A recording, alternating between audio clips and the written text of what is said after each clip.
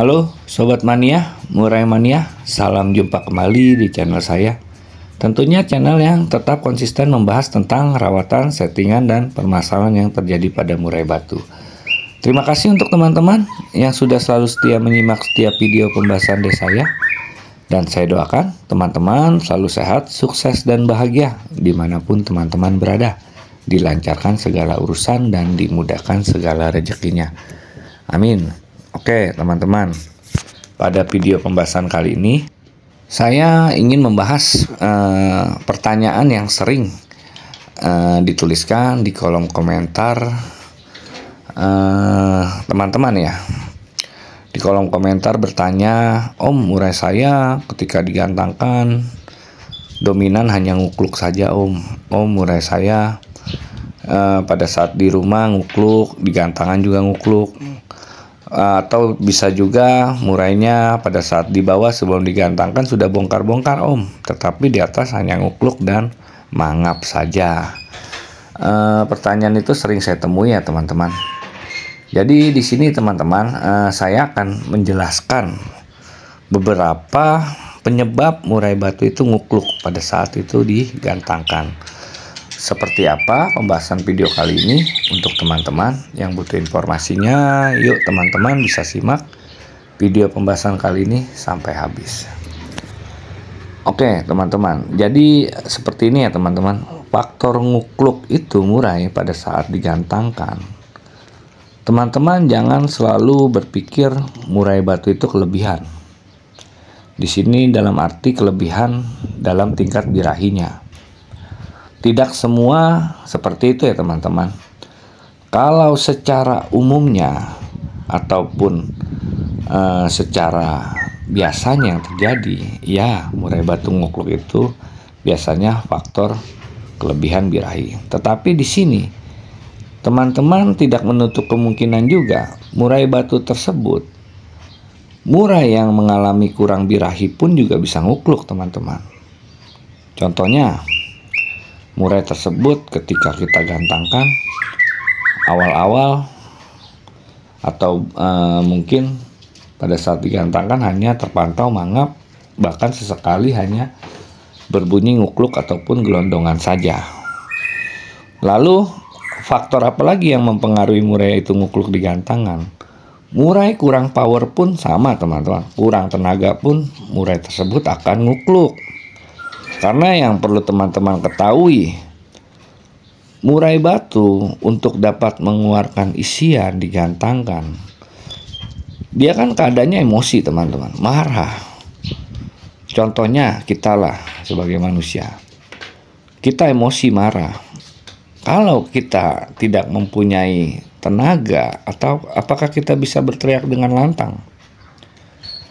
Jika kita mengeluarkan ocehan ataupun kemarahan, otomatis itu kan menguras tenaga kita juga teman-teman. Artinya berbicara dengan bahasa yang pelan ataupun santai, yang normal dengan kita berteriak-teriak kan akan berbeda teman-teman. Jadi seperti itu contohnya. Murai batu pun sama teman-teman. Dia mengeluarkan materi-materi yang dikeluarkannya, yang dipunyainya, memerlukan power ataupun tenaga yang cukup dengan tingkatan emosi dan birahi yang stabil. Di sini saya akan menjelaskan untuk teman-teman memahaminya seperti apa caranya. Teman-teman evaluasi dari rawatan yang teman-teman sudah berikan di rumah. Contohnya, misalkan murai tersebut hariannya teman-teman berikan jangkrik 3 pagi 3 sore Om, atau 5 pagi 5 sore Om. Teman-teman evaluasi apakah sesuai dengan karakter yang murai-murai teman-teman di rumah punyai atau miliki. Karena murai yang di sini sebenarnya mempunyai faktor birahi yang dalam. Di sini memerlukan tingkat birahi sebenarnya yang sering nih teman-teman tertipu. Murai yang hanya ngukluk saja, ternyata teman-teman berpikir murai tersebut kelebihan.